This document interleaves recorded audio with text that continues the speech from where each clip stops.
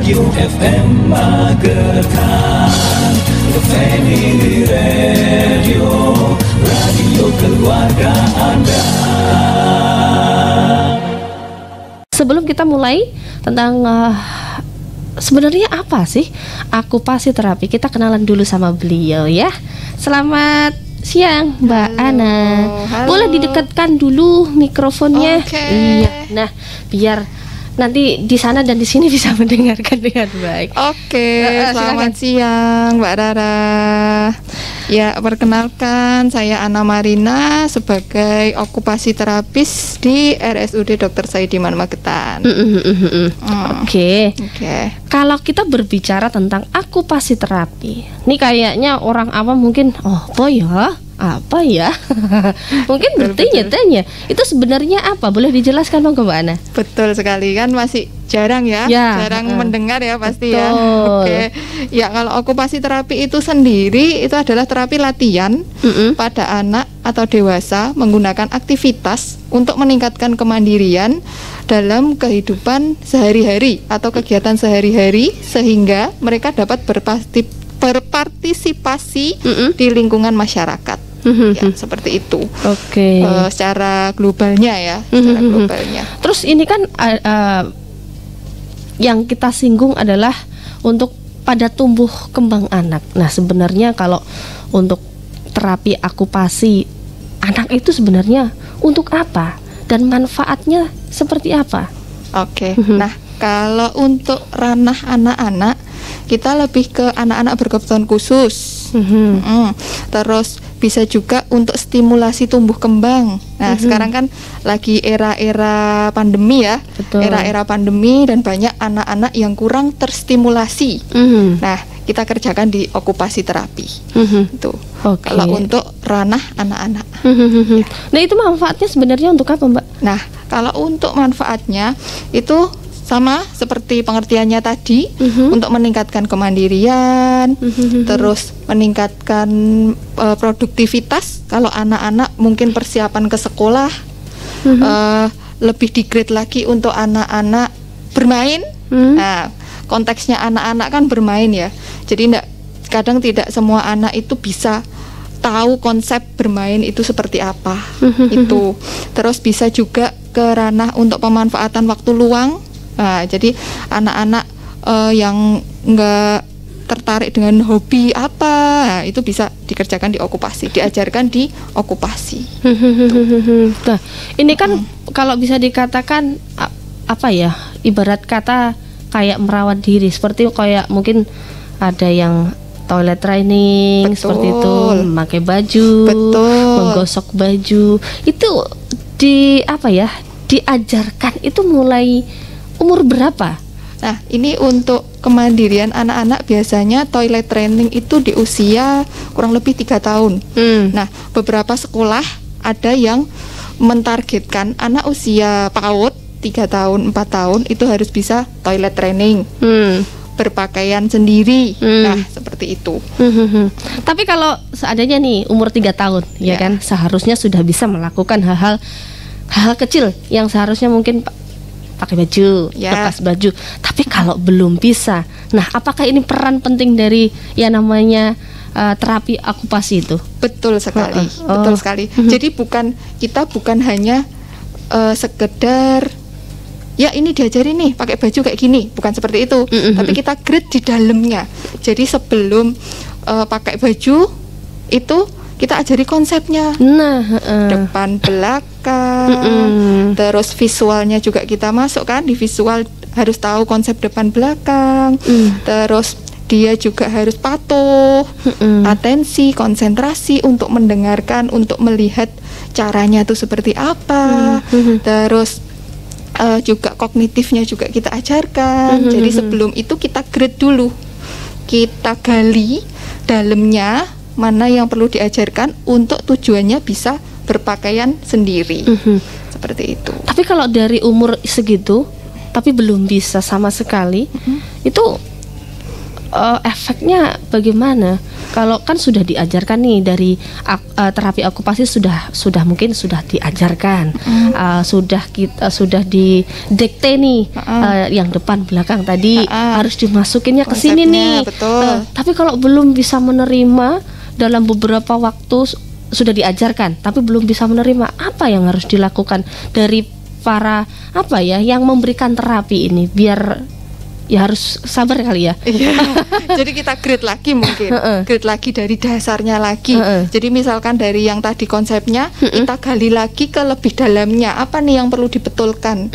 Itu apakah mungkin di visualnya dia, penglihatan, terus pendengarannya seperti apa? Dia itu udah diajarin kayak gitu. Tahu nggak nih dengan melihat, dengan mendengar, dengan meraba. Nah, itu. Jadi kita grade lagi ke lebih dalam lagi. Seperti itu. Sudah ini kalau Rara tanya yang namanya peran okupasi dari Rumah Sakit Dr. Saidiman ini banyakkah dari anak-anak yang mungkin kesana ibarat kata mungkin belajar? Banyak sekali. Apa yang paling sulit dihadapi para penerapi di sini?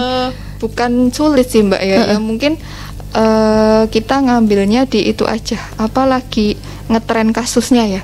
Nah, ini baru ngetren itu kasusnya speech delay. Jadi keterlambatan bicara karena kurang stimulasi. Nah, ini lagi banyak ini di Saidiman. Belum bicara, emosi naik turun, tantrum, gitu. Terus persiapan ke sekolah, pra sekolah. Terus ada juga ini kasus yang kembali lagi ke tadi yang aktivitas keseharian dia nggak mau mandi. Itu pengerjaan juga tuh di okupasi. Kenapa dia nggak mau mandi? Itu kalau kesulitan sih, alhamdulillah lancar. Kalau ngomong kan saudara saya ada yang gini, suruh mandi, kalau bisa dikatakan no menolak kayak gitu kan, sampai akhirnya terus benar-benar nangis, nggak mau. Kayak semacam menolak dan marah kayak gitu loh. Itu sebenarnya harus dilakukan apa, tindakan apa? Nah, kita gali dulu. Kita lihat asetnya anak, limitasinya anak, kekurangan anak ini apa, kita gali dulu. Kenapa kok anak ini enggak mau mandi? Takut gitu. dingin. Nih, contoh ada kasus yang saya pegang. Kenapa dia nggak mau mandi? Ke sekolah nggak mau mandi, sore nggak mau mandi, sampai 2 hari itu nggak mandi. Waduh. Nah, dia dikasih aktivitas pakai kartu. Jadi kayak urutan aktivitas mandi itu gini. Nah, karena dia sudah verbal, sudah bisa ngomong, dia bisa. Ini habis ini, habis ambil sabun ini ya. Dia bisa tuh kayak gitu. Ternyata setelah dipraktekkan dia tidak bisa. Jadi ambil sabun ya cuma sekedar ambil sabun. Nah, jadi ambil sabun, setelah ambil sabun tuh diapakan? Nah, dia kebingungan lagi di situ. Otomatis kita juga mengajarkan realnya kan. Harus sabun. Ya, ini kayak gini digosokkan gini. Makanya kalau orang-orang dulu bilang kadang kan kudu cerewet. Nah, jadi orang tua kudu banyak-banyak cerewet. Nah, seperti itu. Makanya orang-orang mamah-mamah, bunda-bunda ini kalau mandi kan sering bilang, "Ayo ambil sabun, digosok. Nah, seperti itu kan. Terus, "Ayo ambil sampo yang betul toh." Nah, itu kan dengan ngomong, dengan verbal seperti itu, jadi anak kan masuk kan, terkonsep kan di pendengaran, di telinganya itu. Cuman kadang sekarang kan pandemi, bapak ibu sibuk, sama rewangnya mungkin sama asistennya, ya udah mandi ya dimandiin aja, suruh keramas ya keramas aja, ya udah diem aja, jadi dia nggak terstimulasi di situ. Berarti kalau kita mengajarkan anak yang harus diajarkan seumpama udah umur 1 tahun ya kan, pasti kan dia sudah bisa mendengarkan, bisa menerima. Kadang kan kita ucapan apa dia diturukan ya kan, walaupun meniru. Sekata 2 kata. Nah, apakah pada saat mandi kita juga ayo sabunan yuk, kosok yuk kayak gitu? Ya, harus seperti itu. Iya, harus. Jadi kan pondasinya kan anak-anak kan usia segitu kan, usia kecil kan, usia 1, 2, 3 tahun. Nah, itu kan benar-benar masa emas ya, yang harusnya kita tuh dari situ udah banyak ngomong, stimulasi masuk di situ, ya maupun aktivitas keseharian maupun bepergian. Kadang ada yang ngasih tahu, oh itu loh namanya mobil. Nah, dari kecil udah dikasih tahu, otomatis kan dia masuk nih stimulasinya di sini. Tapi itu mobil. Nah, identifikasi benda-benda sekitar, makanya kembali lagi ke mandi tadi kayak ini loh airnya diambil. Gitu. Siap. Kayaknya obrolan kita makin asik nih Sahabat Terasi ya. Makanya buat Sahabat Terasi yang pengen bertanya-tanya silakan. Kesempatan kita masih sangat panjang, tapi dijeda dulu ya karena harus ada yang lewat sebentar. Tetap stay tune, tentunya masih di Cakrawala Siang. Cakrawala Rasi FM bisa ditonton di aplikasi X-Space Radio dan juga di rasifm.co.id.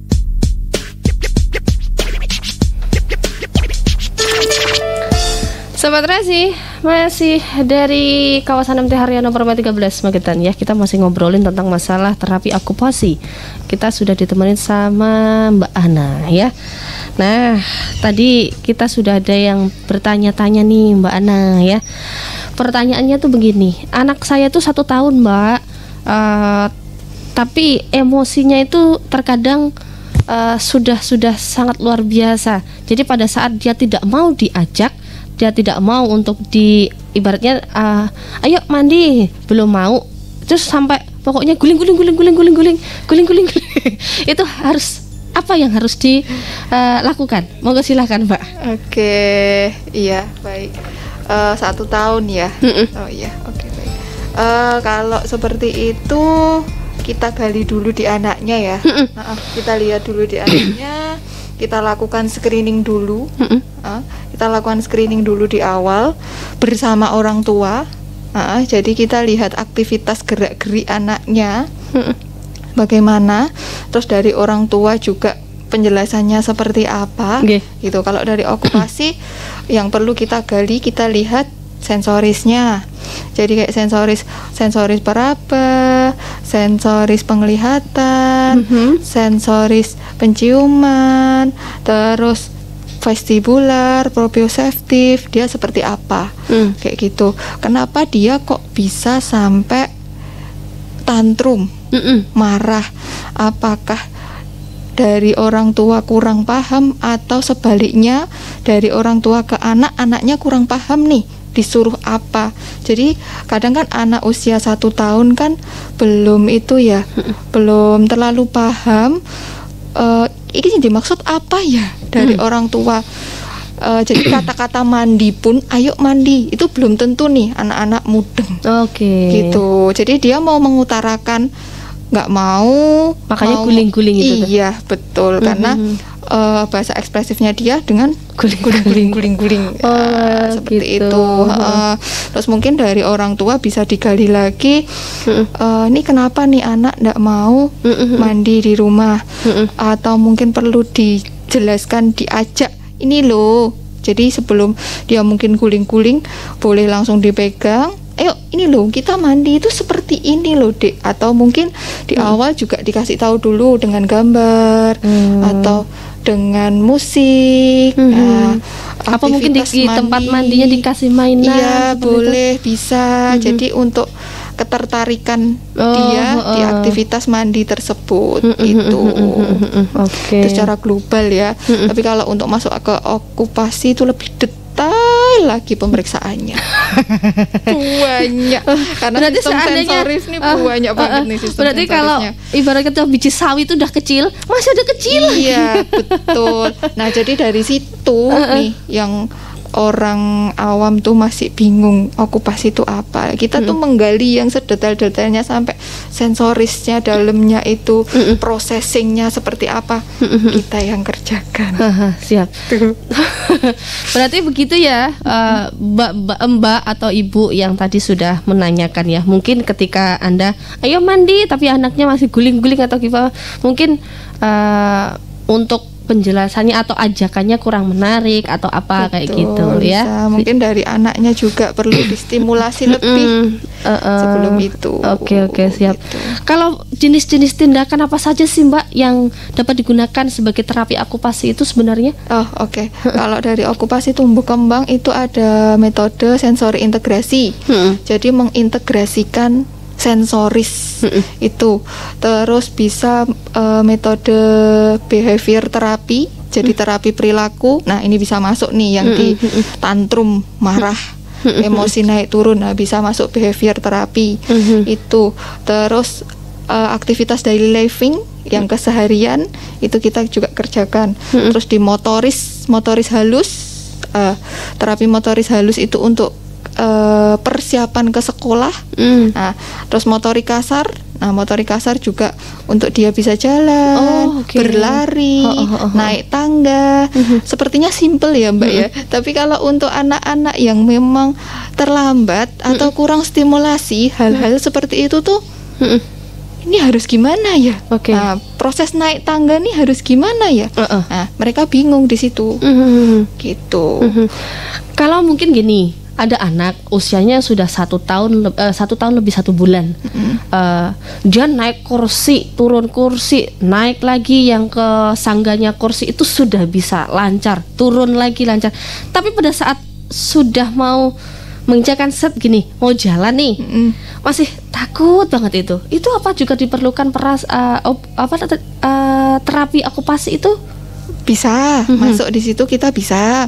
Jadi kita gali lagi untuk anak adik, apakah keseimbangannya kurang? Oh gitu. Betul. Apakah tonus postural, jadi kekuatan ototnya itu dia kurang? Kenapa dia kok tinggal melangkah tok aja kok nggak mau? Nah, seperti itu. Terus kalau yang naik turun tadi ya, naik turun kursi dan lain-lain, kita juga lihat nih kok berani ya, kok disuruh jalan kok nggak berani ya. Nah, itu tadi dia belum paham juga. Gitu loh. Balik lagi ke pemahamannya juga. Seperti itu. Ya mungkin dari anak sudah mencoba 1-2 langkah tapi masih gregetnya itu belum bisa. Mungkin kasih takut atau apa kayak gitu kan. Terus kadang juga seperti itu, mungkin peran orang tua juga penting ya. Kadang ada orang tua yang enggak tega.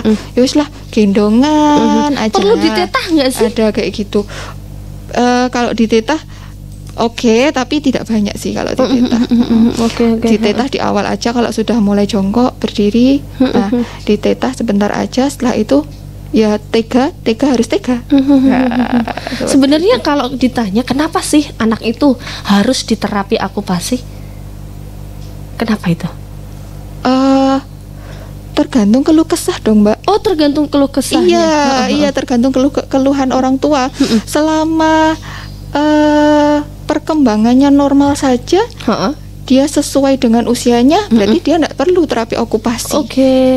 Tapi kalau dia belum sesuai tahapan perkembangannya, ini perlu diwaspadai. Oh begitu ya. Jadi seandainya umur 3 tahun tapi ditanya belum jawab, betul, dipanggil tidak menoleh, nggak ngerespon, diinstruksi sederhana seperti yuk ambil ini yuk, gitu dia belum paham. Yuk dek buang sampah, nah itu dia nggak ngerespon sama sekali. Nah kayak gitu nih perlu diwaspadai hal-hal seperti itu gitu. Ada ini sedikit ngobrolin, tapi ya moga-moga ada teman Rara anaknya itu kalau diajak ngobrol matanya cuma gini doang sekilas aja gitu ya. Iya sekilas, tapi cuma ya bengong gitu aja. Dipanggil cuma ya gitu aja, pokoknya matanya cuma gini. Itu diperlukan terapi okupasi. Usianya banget. 3 tahun. Nah, 3 tahun udah mau beranjak ke 5 tahun lah malahan. Perlu banget. Ya. Sekali.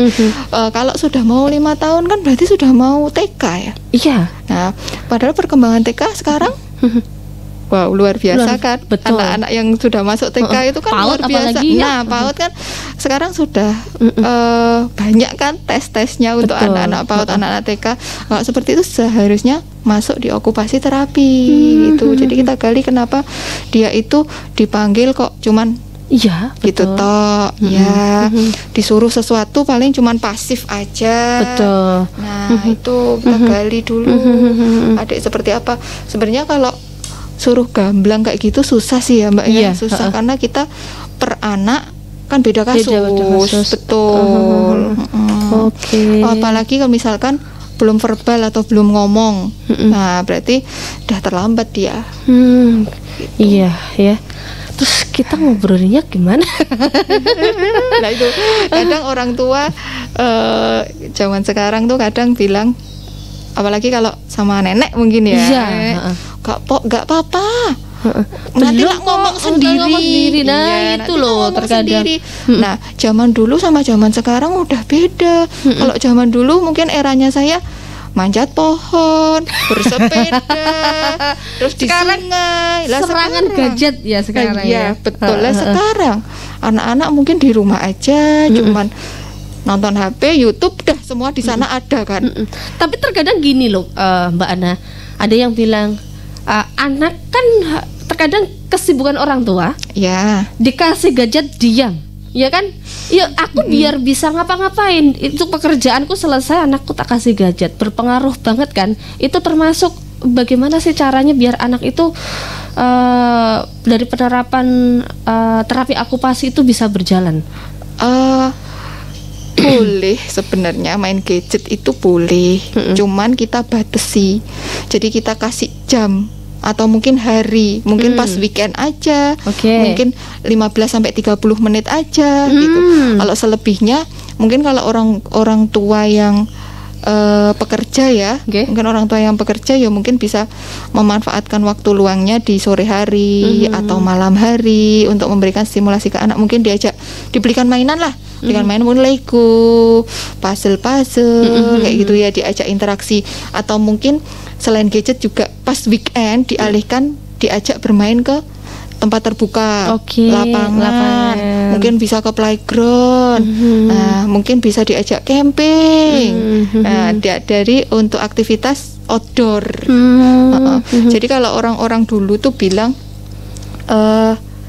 bermain dengan berkotor-kotoran, nah itu bagus sekali. Berarti prinsip berani kotor itu baik itu luar biasa ya. Betul sekali. Nah anak-anak sekarang tuh kan nggak toh Mbak, kena apa lemah apa itu tanah basah kayak gitu kan udah jijik, udah nggak mau. Berarti kalau anak yang pas pada saat ini terus turun ke ibarat lantai yang kotor, terus ngutik ngubek segala macam, itu sudah berarti perkembangannya bagus ya. Iya, itu juga sudah masuk ke terapi okupasi tuh kalau di rumah.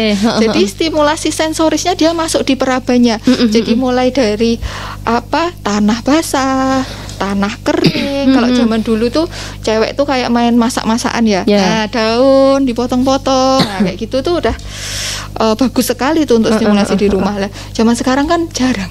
Ya, seperti itu. Paling ya kembali lagi gadget, kalau enggak nontonnya TV dan TV-nya YouTube. Nah, saat Rasi jangan kemana-mana, tetap merapat bareng kita ya. Ngobrol kita nanti kita lanjutkan. Rasi, radio inspiratif dan informatif.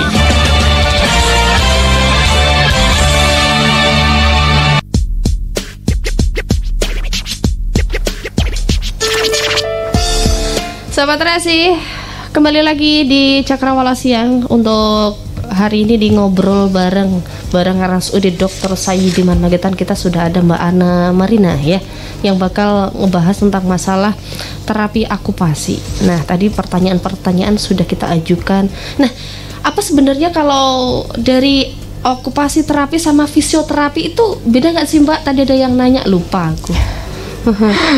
Itu kalau dari pengertian sendiri memang beda sih, cuman kita mencangkup satu ranah juga. Jadi kalau di rumah sakit itu di rehabilitasi medik.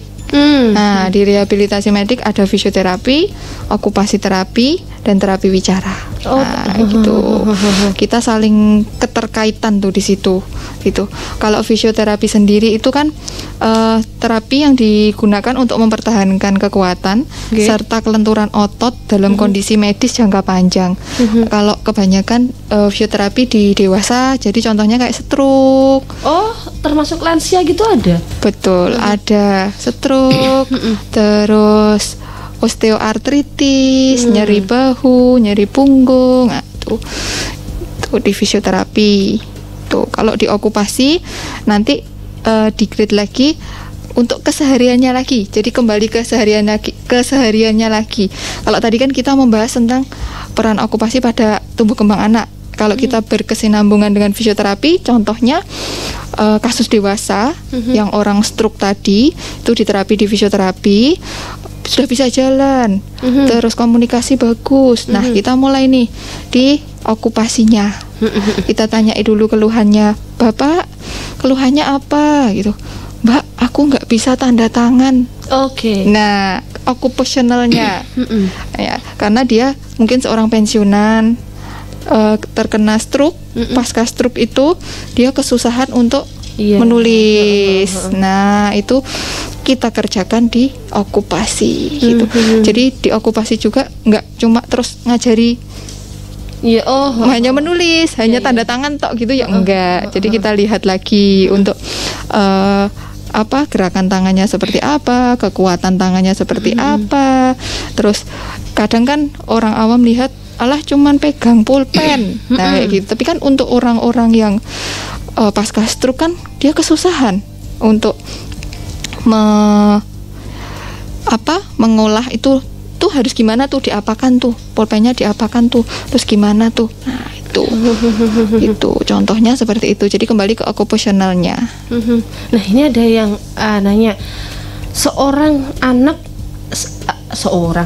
saya usia 5 tahun ini belum bisa menulis, belum bisa ngoret-ngoret kayak gitu. Terus belum tuliskan, biasanya sudah bisa tulis angka 1, itu belum bisa. Terus termasuk untuk diajari huruf A, B. Jadi kadang kan ada yang anak kita bilang dari umur 1 tahun dia udah bilang A kayak gitu. Dan dia di sini tuh sangat manja. Apa yang harus dilakukan? Monggo silakan Mbak Ani. 5 tahun ya. Sudah bisa bicara belum ya? Kalau bicaranya nggak dijelaskan. Kita lihat lagi juga, sudah bisa berbicara komunikasi 2 arah apa belum, atau mungkin sudah bisa verbal nih, contohnya sudah bisa verbal, sudah bisa ngomong, tapi untuk aktivitas yang menulisnya dia kesusahan. Nah, kita screening dulu, kita lihat dulu rentan atensi, untuk kan itu kan butuh duduk ya, butuh duduk ya, rentan atensinya dia seperti apa, terus apakah dia itu kesusahan karena nggak mau apa belum paham. Balik lagi toh ke pemahamannya dia itu. Terus bisa juga di tonus otot tuh kekuatan. Jadi kekuatan otot pegang pensil seperti apa, duduk anteng itu bagaimana, duduk kan juga butuh tonus otot ya. Kalau nggak kuat kan bisa ngelendot, bisa tiduran. Nah, seperti itu. Terus kita juga lihat lagi untuk konsepnya, dia sudah paham apa belum gitu. Kalau mungkin orang tua kadang ngajarinya angka gitu ya Mbak ya, 1 sampai 5 diajarkan bebarengan. Waduh, kalau anak-anak kan kemampuan anak kan beda-beda ya. Ya mungkin 1 sampai 5 ada yang bisa atau mungkin anaknya cukup 1 aja. Yuk kita belajar angka 1. Nah, ya udah cukup 1 itu tok dulu, jangan ditambahin yang lain. Gitu. Ya, dari situ kan anak nggak melulu langsung di di drip harus gitu loh, langsung banyak kayak gitu loh. Ada anak-anak walah tewas, nanti nggak mau lagi ke depannya untuk belajar itu tadi. Terus bisa lagi kita grade bawahnya, kita kerjakan lagi kembali ke sensoris. Nah, sensorisnya, visualnya, lihat angka 1, lihat angka 2, dia sudah paham apa belum di visualnya. Jadi kita kuatkan lagi di latihan visualnya dengan bermain puzzle, meruncing, bermain Lego, seperti itu. Bermain pasir mungkin bisa dibikin kayak istana-istana, dibikin bentuk-bentuk binatang, seperti itu. Di RSUD Dr. Saidiman pernah menerima kasus gini nggak, Mas? Kan masalahnya pernah nih ada orang tua yang mendapatkan keluh kesah dari anak. Aku tuh kesel sama bu guru karena bu guru itu pilih kasih kalau yang sama anak sama Randy aja mau ngajarin, giliran sama aku nggak mau ngajarin. Pernah nggak seperti itu? Karena masalahnya ada loh, Mbak, yang masalah seperti ini. Kalau seperti itu belum pernah. Cuman ada kasus itu dia datang dengan gurunya, ya hampir sama. Cuman setelah saya gali, oh itu untuk kasus anak pondok. Oke. Pondok pesantren kan udah berpisah tuh dengan orang tua. Iya. Nah, ternyata setelah digali, kenapa dia kok sama gurunya nggak nurut, suka pergi-pergi dan lain-lain. Ternyata dia kangen dengan keluarganya. Ada seperti itu. Kalau udah seperti itu, biasanya kita rujuknya ke psikolog. Psikolog. Iya, psikolog anak untuk menggali ini kenapa. Terus kita bekerja sama juga dengan pondok pesantrennya. Nih di mana ini orang tuanya? Kemana orang tuanya? Mungkin kangen. Kalau anak-anak pondok kan kayak gitu tuh, kangen. Akhirnya di sekolah itu berulah. Gitu. Siap. Tapi memang untuk sekarang ini masalah untuk perkembangan anak memang terkadang bukan dari keluarga saja, tapi dari luaran mental. Betul. Untuk mungkin pas di rumah teriak-teriak, bisa ngomong, bisa ini, tapi sampai di luar diem aja. Iya betul. Gitu, ya. Jadi memang peran orang tua itu sangat penting. Siap. Iya. Peran orang tua sangat penting. Nanti kita bahas karena waktunya tinggal beberapa menit saja. Jangan kemana-mana, sahabat Rasi, kita ngobrol lagi tentang masalah terapi akupasi bareng Mbak Ana. Tetap di Cakrawala Siang.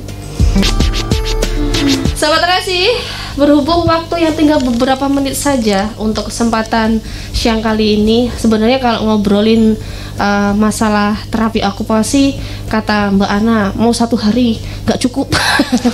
Tapi kita dikasih waktu cuma 2 jam saja, ya. Tapi ya sudahlah. Tentunya buat sahabat Rasi, kalau bertanya-tanya, mungkin di sini tadi belum lengkap keterangannya bagaimana, harus seperti apa. Nah, langsung bertanya saja kepada yang pakarnya, harus seperti apa untuk perjalanan dan prosesnya di RSUD Dr. Saidiman Magetan. Monggo, Mbak. Oke, kalau untuk alurnya untuk bisa mendapatkan terapi okupasi, kalau di RSUD Dr. Saidiman itu ada 2. Jadi pakai jalur yang BPJS sama pakai umum. Nah, kalau umum berbayar.